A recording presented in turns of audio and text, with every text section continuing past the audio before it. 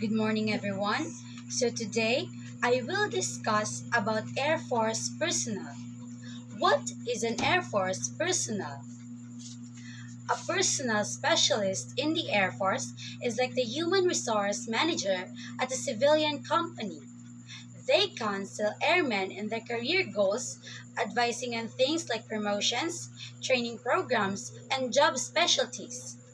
They are responsible for making sure that the Air Force is in compliance with personnel policies, directives, and procedures. Its unique military duties. Although the duties are similar to those of a civilian HR manager, there are many functions of this job which are uniquely military. Personnel specialists oversee a wide array of administrative functions such as duty status changes, leave programs, casualty assistance, and official documents such as letter of reprimand. How the Air Force got in start 74 years ago. Air Force members today help keep the peace and provide unmatched capabilities from the air to support America's national defense and needs from the skies. It was conceived in World War I and burned out on the Army Signal Corps. 2 years after the end of World War II, the Air Force was established through the National Security Act on September 18, 1947 with sustained offensive and defensive air combat operations. During its formative years, the Air Force was organized along the same mission and it flew during World War II. Long-range bombers, fighters, and airlift assets would be assembled into four components: Strategic Air Command, Tactical Air Command, Air Defense Command, and Military Air Transport Services. The Philippine Air Force history. The Philippine Air Force began as the Philippine Army Air Corps. It was officially established as a separate branch of the Armed Forces of the Philippines on July 1, 1947 through Executive Order No. 94, 1947 under the administration of President Manuel Rojas. Actual flight training took place in 1919 with the establishment of Curtis School of Aviation. The Philippine Militia Commission managed to acquire the U.S. Army surplus aircraft, and 33 students were first to undergo actual flight training. On September 5, 1934, the Philippine Legislature passed Act No. 4194, which created the Philippine Constabulary Air Corps or PCAC and allotted 519,000 for training, equipment, and facilities. The PCAC was created to assist the PC in its peacekeeping duties.